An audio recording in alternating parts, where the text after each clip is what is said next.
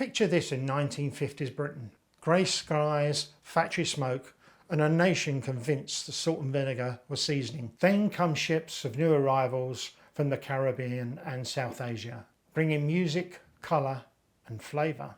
And that's when Britain started to sweat, literally. Sociologist Avtar Brar put it perfectly.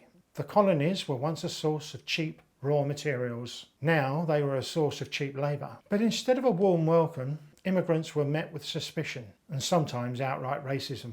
Britain in the 1950s feared spice more than they did socialism. Meanwhile, people protested against halal meat and complained that curry-eating immigrants were overburdening the NHS. It was peak paranoia, a national identity crisis seasoned with ignorance. And yet Britain couldn't resist. Curry houses started popping up everywhere. In 1960 there were about 300. By 1970, 1,200. By 1980, 3,000. By 1990, 6,600. And by the early 2000s, nearly 9,000. Turns out nothing beats racism than a chicken tikka masala. So why the explosion?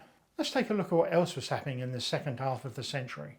Manufacturing collapsed, and some of those displaced workers turned to curry houses to make a living. The expulsion of entrepreneurial Indians from Uganda in the 1970s. Margaret Thatcher's Britain loved a bit of imperial soldier. Now throw in a few Raj-themed films and TV shows, The Jewel in the Crown, Far Pavilions, A Passage to India, and you've got the recipe of Britain's love affair with curry. Once the smell that caused complaints, now the scent of national pride, proving that a real British comeback story came served with rice.